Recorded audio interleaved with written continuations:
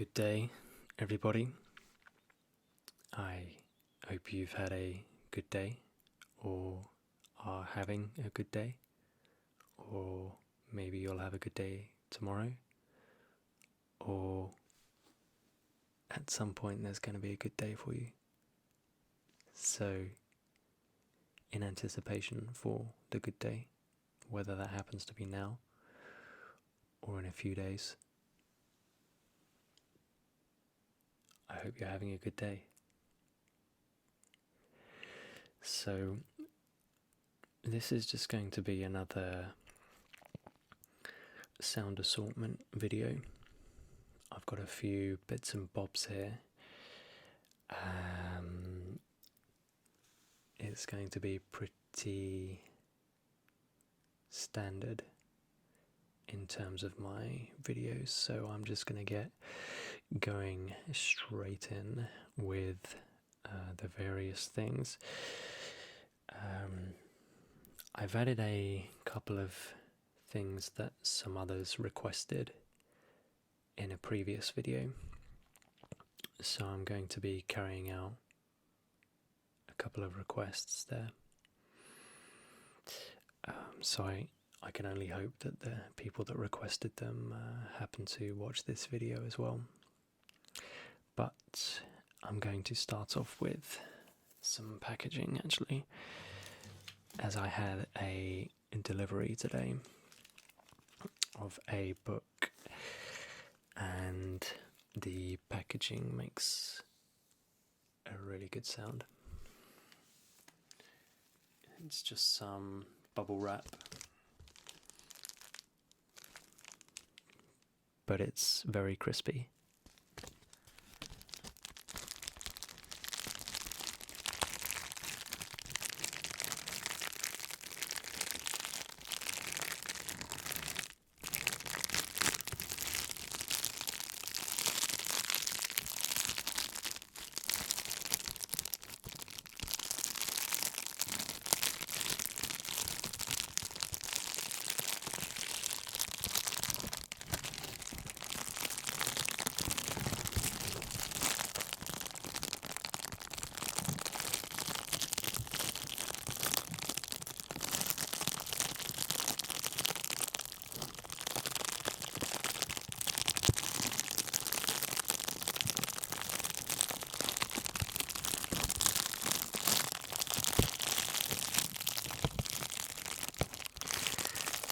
I hope I haven't hit the microphone at all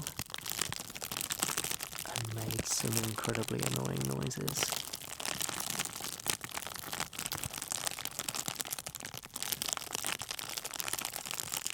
Hopefully this is all good for you. I can imagine it probably sounds like you're stuck in some packaging at the moment.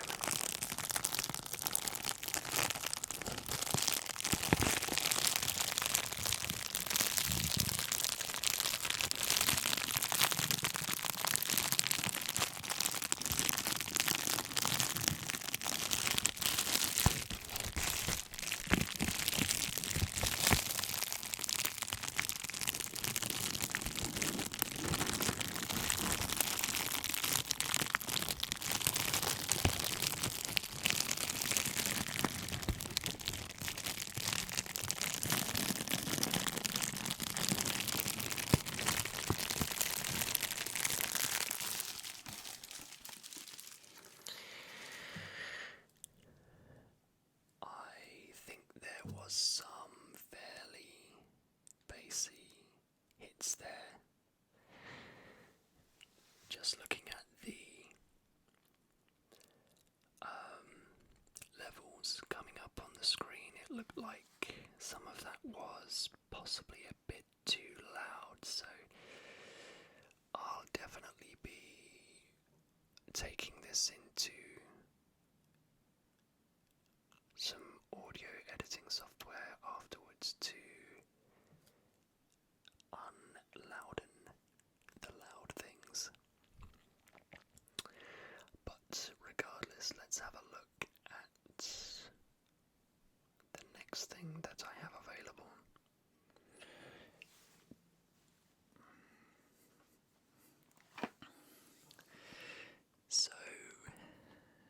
this is a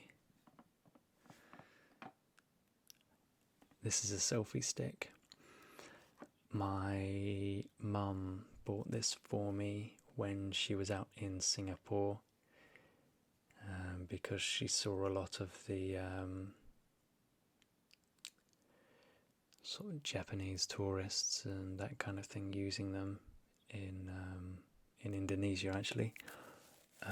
But when she was over in Singapore, she picked one of these up for me. She does buy me some funny things from time to time. But yeah, I'm just going to open this up and get everything out, and we'll have a look at it.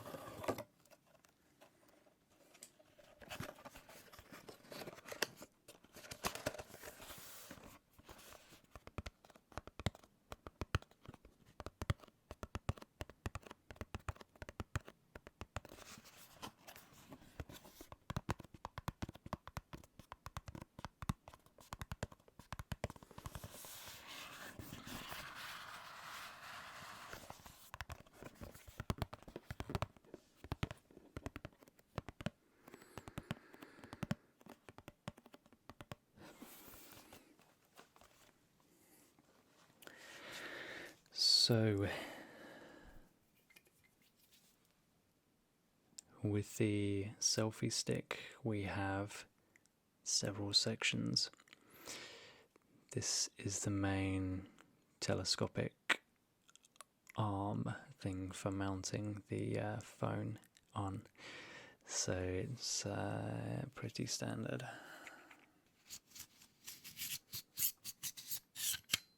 It's quite stiff.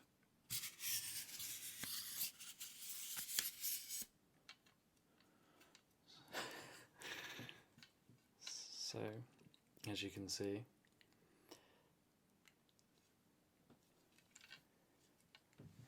it's a fairly reasonable length, probably about 1.5 meters, maybe 4 or 5 feet. 4 feet, yeah. So I'll bring it back in.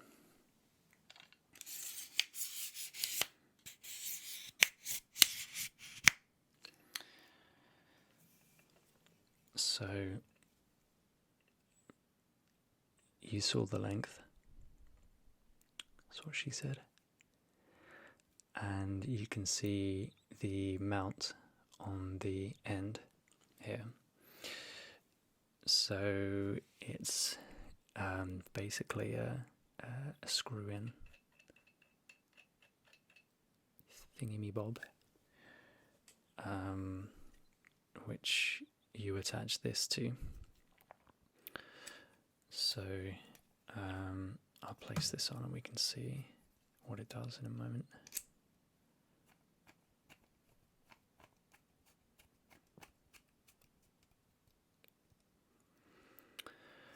Okay, so this doodah goes on the end, and basically you pull it out, and then the phone will clamp in the end. So you can adjust it to lean back towards you, and then in fact, why don't I just put my phone in it?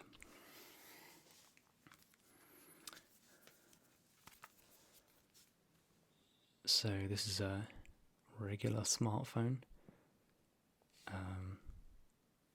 I've got the Nexus 5.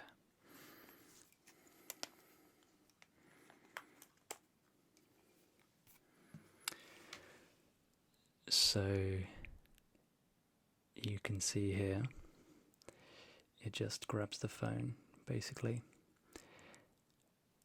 and then you extend the pole and you take a picture.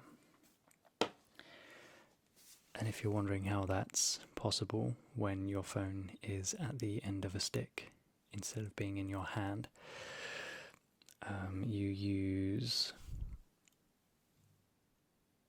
one of these, which is just a little Bluetooth remote that you can use. Basically, you just switch on the remote, turn on Bluetooth on your phone, and it should pick it up, and then all you need to do is pair the device, and it works basically straight from there.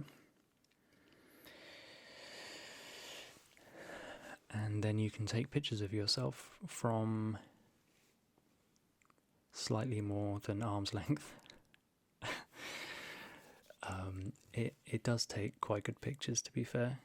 The distance is quite handy, but it does mean that you have your phone on the end of a pole, which is, it looks a bit weird. Fortunately for Asians, they don't seem to care. But if I walked around in London with one, people would probably think I'm a little bit special. I'm just going to stretch my legs.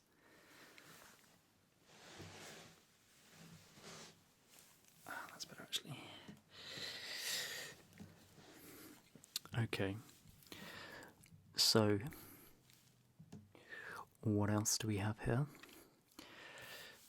One of the requested things was, because I showed my Thermos flask in a previous video, they said that it would be good to do some pouring of liquid from it. So I have the Thermos here.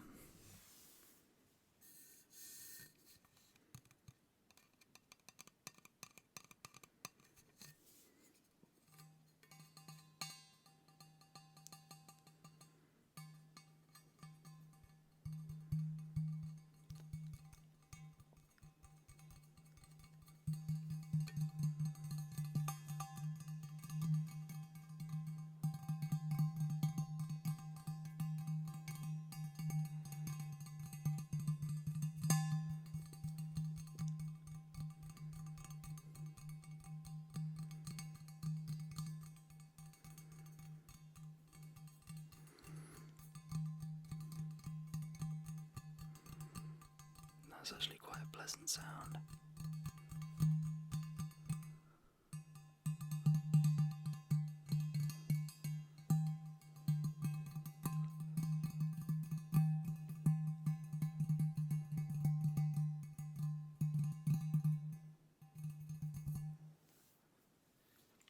Okay, so this is full of, I chucked a tea bag in there and some hot water.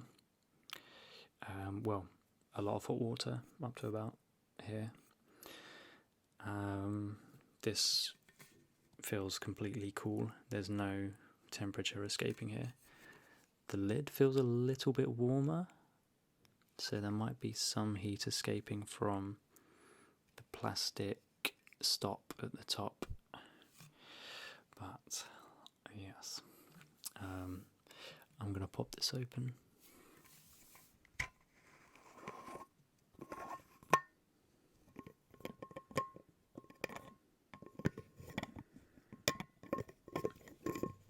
And this is some of my favourite kind of sound.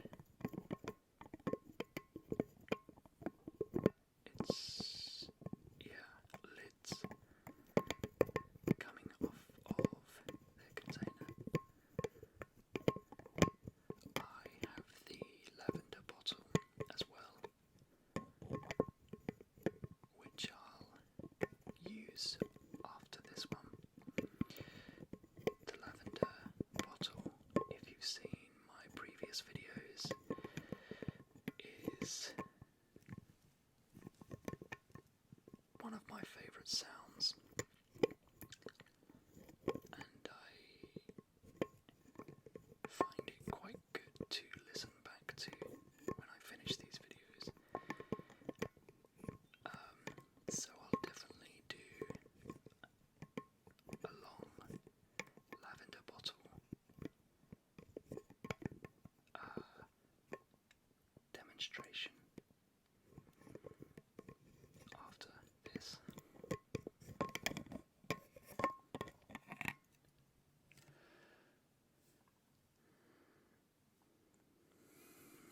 Okay, so we have one thermos, and I have a glass here. I figured I'd just use a glass so you can see the liquid as well as hear it. Now, I've never poured from this thermos before, and it is full of hot liquid, so this should be interesting. But I think I just popped the top. Hopefully it's not too loud. I wasn't expecting that. I'm guessing the heat must have pressurized it.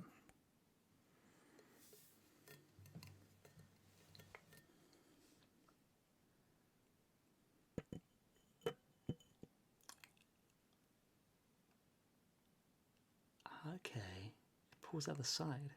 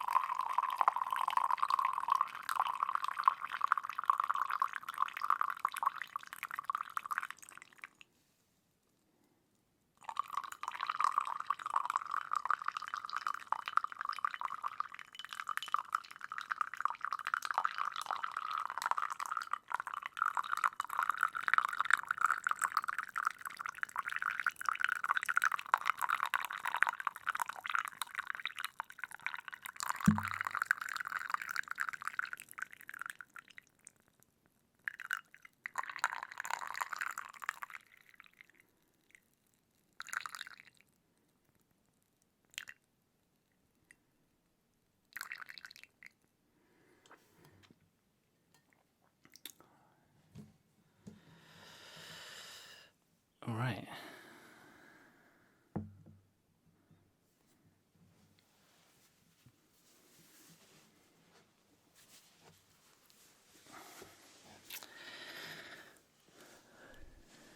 Interesting.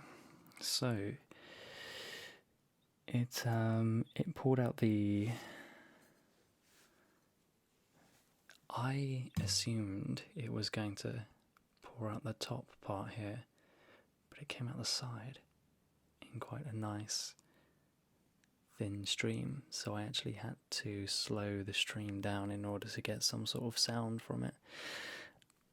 Otherwise the stream was so smooth there wouldn't have been any sound from it.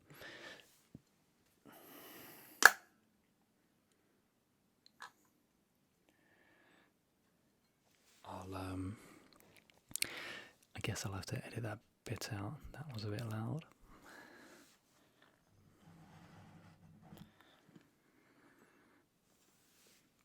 But this is piping hot, and it's been in the thermos for about half an hour, so it does a good job.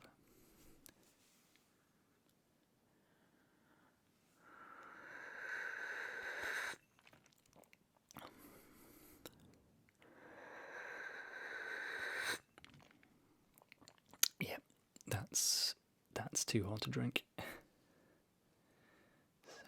that's very cool.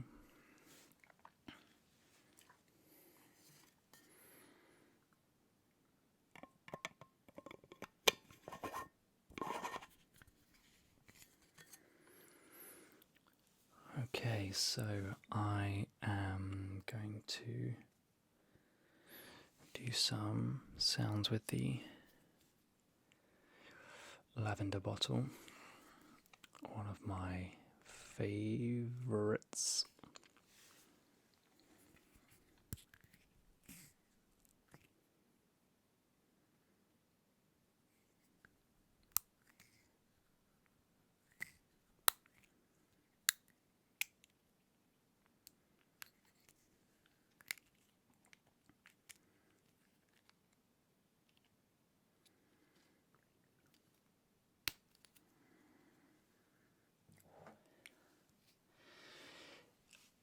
I just realised that this is my second bottle, so I've not actually opened this one yet, but now I have.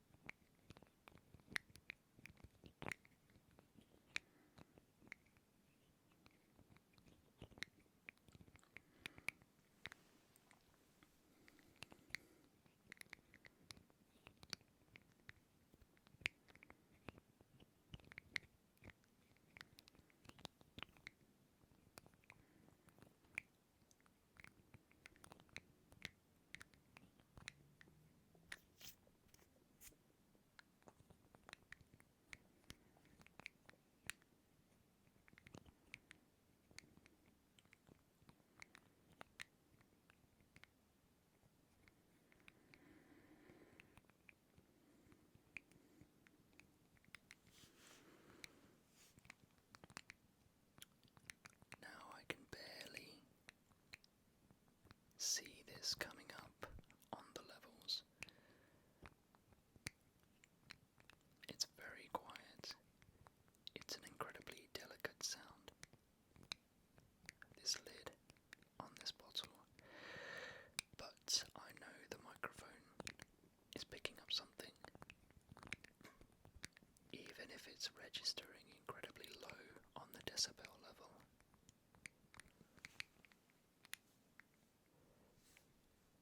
So, what I normally aim to do in my audio post-processing is that I run all my audio through a compressor. Now that isn't compression in the same sense as reducing a file size compression. A compressor, when referring to audio production, is a module that reduces the dynamic range of whatever it's applied to. So it will bring down loud noises.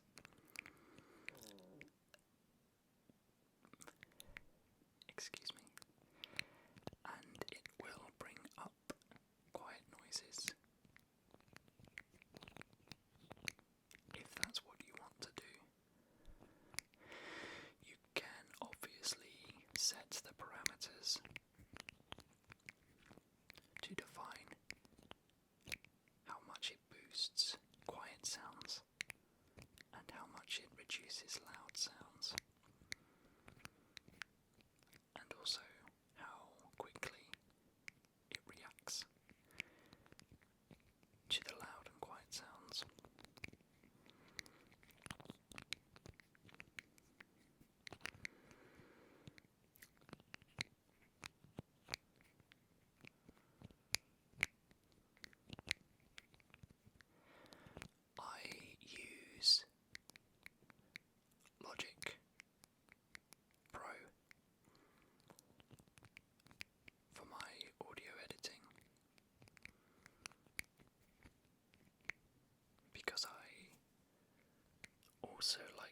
produce music.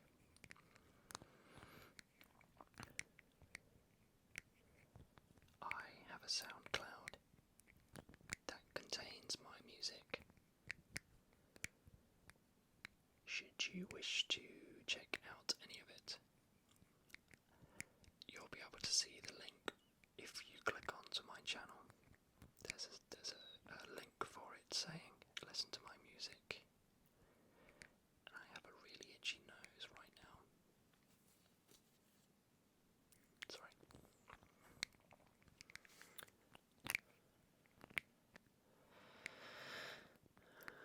But yeah, feel free to check out my music. It's a bit of a weird, eclectic mix. I have some acoustic guitar stuff in there, covers.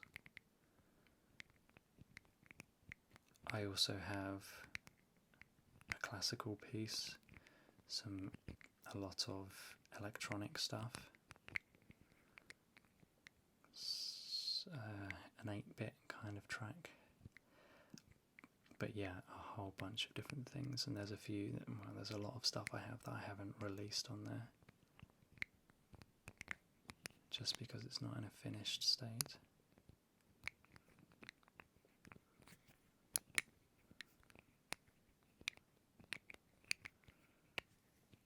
But yes, feel free to check it out.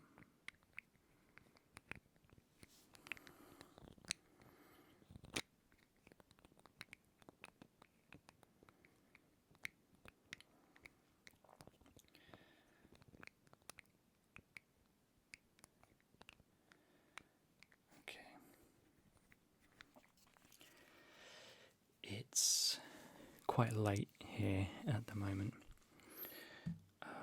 This is the first chance I've had today to get a video done, because I live with a housemate, and you can pretty much hear everything in the house. So I didn't want the background noise, but he's out at the moment. So yeah, I might look quite tired, and my face may go a little bit special at times. But I get that when I'm doing these sorts of videos. They're quite relaxing for myself to act in a relaxing way, or to intentionally soft speak, that kind of thing. So I'm just going to continue doing some talking here. I've got a few DVDs. It's a weird collection. I only have 4 DVDs in the house. These are the only ones that have survived my eBay clearing. So this is what I have left in my DVD collection, and this includes games. There's only 4 of them.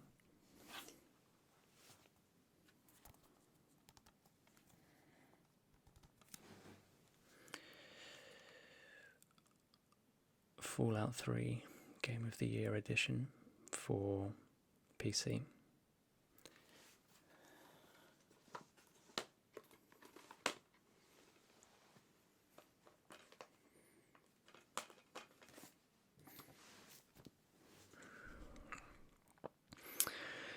So, Fallout 3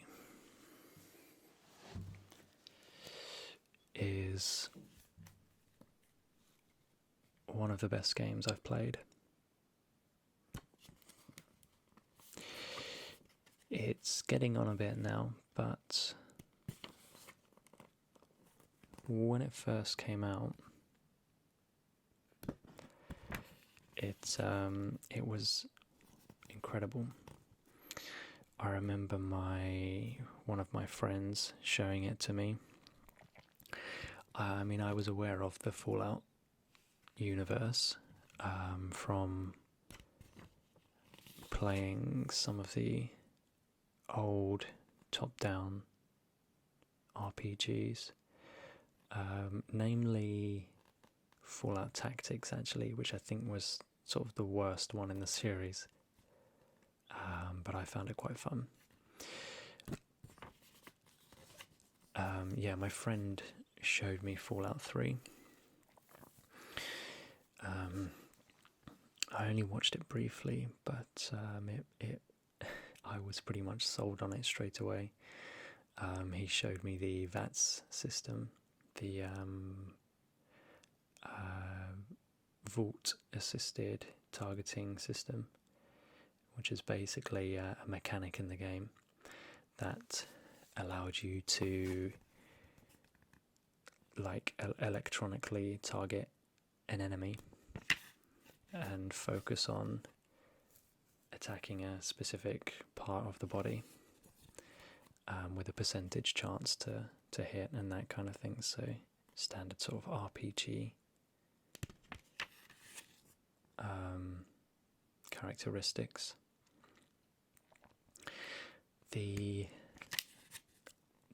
Just the style of the game was brilliant. The way they went back to sort of 1950s American stylized visuals and artwork, especially with the Fallout character.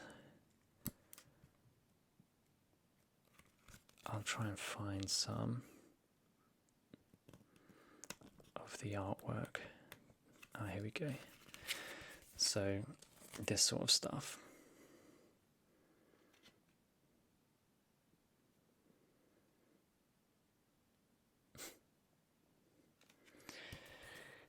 I thought it was brilliant the way they managed to incorporate it into the game. And it gave a real, stylized feel to the game, made it incredibly memorable. One of the other things that made the game so memorable is just its open world exploration of it. It was the first game I played. Well, I mean, I guess there's the GTAs, but it's the first person game I played where you could just walk around and explore a huge world to such a degree. I mean, I guess there's Unreal from years ago, but that was still a very linear game, and you couldn't really just sort of wander off like you can in Fallout. But I spent hours and hours just wandering about, just finding places, just lost in this world, basically. Found it a really incredible game. What I was talking about, the VATS thing, completely went off track there. Sorry about that. But yeah, my friend, he showed me the VATS by walking into a doctor's house with a sledgehammer and basically exploding the doctor's head from behind with the sledgehammer. So his body went flying over the table, and I found it hilarious. I'm a man of simple pleasures, and gratuitous violence in video games is one of my simple pleasures. So this is one of the other DVDs that didn't get wiped out in an eBay auction. The reason for that is this isn't mine, so I wasn't going to sell something that isn't mine, even though I'm sure the owner doesn't even want it back. But yeah, 28 days later, hopefully most of you guys are familiar with this film. It's basically a apocalypse horror film, zombie apocalypse, done English style. So the film is based in London for the most part, and the zombies featured are the fast running style zombies. So they strayed away from the regular George A. Romero style of zombies, the sort of huge numbers of zombies shambling along incredibly slowly. And the fear of the Romero zombies is just the sheer amount of them, and being sort of pinned in by them. The zombies that are in The Walking Dead, those types. I just wondered if there was someone coming in the house. But yeah, this features the crazy mental rage zombies that sprint and try and beat you to death. Also featured in Left 4 Dead, if you've ever played those games. It's the same style.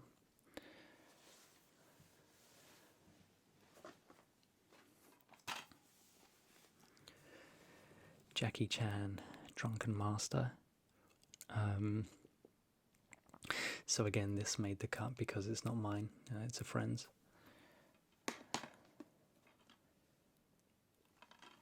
It's one of... Jackie Chan's films are fantastic. The choreography of the martial arts in it is second to none, really. I guess more modern examples would be Jet Li is a pretty good example of someone who's got incredible choreography in their martial arts films. But if you're into martial arts films, then you would have watched all of Jackie Chan stuff because it's incredible. And Drunken Master and Drunken Master 2 are two of his best examples of martial arts films. They're really fantastic.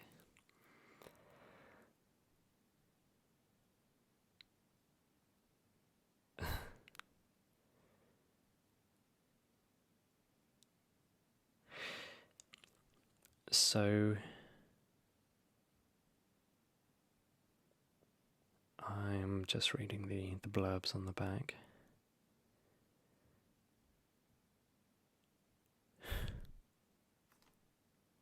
I love I'm going to sound incredibly racist here, but I love the Asian names. Yen Xiu Tian, Huang Jiang Li, Su Xia, Lin Ying, Yen Wu Ping, Nug Si Yuan, Yuan Wu Ping. It's not funny. It's not funny. I'm sorry. Anyway, the final one I have here is Ultimate Marvel vs. Capcom 3 on the Xbox 360. I don't even have an Xbox 360 anymore because I sold that on eBay. But I kept this game purely because there's not a huge... It didn't have a huge following.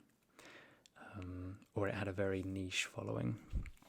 So there wouldn't have been a great amount of copies of the game sold. So I figure in probably 10 or 15 years it might be worth a little bit more, or maybe in 30 or 40 years.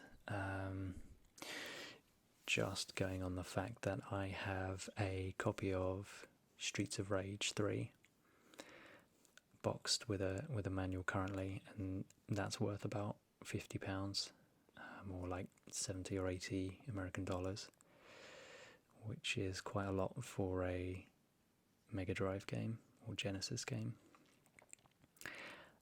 purely because it wasn't a popular game. The Streets of Rage 1 and 2 were huge, and Streets of Rage 3, whilst being my favourite game in the series, isn't particularly popular. Understandably, I guess. I mean, the gameplay is better, the graphics are better, it is a better game in those aspects, but the story was a bit disjointed. I think because it was edited when it came over to America from Japan. Parts of it were taken out, like terrorist sections and yeah, just a few sort of bits and bobs to make it more PC, so it's a bit strange. But yeah, it's a really good game. But that's why I kept Ultimate Marvel vs. Capcom 3 in a slight bid to hope that it might be worth something at some point, because it was actually quite hard to get hold of.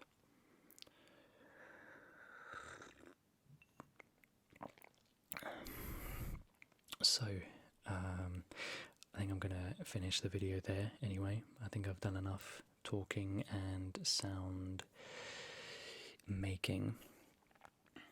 So yeah, that's just another sound assortment for you guys. I hope you enjoyed, and I'll see you next time.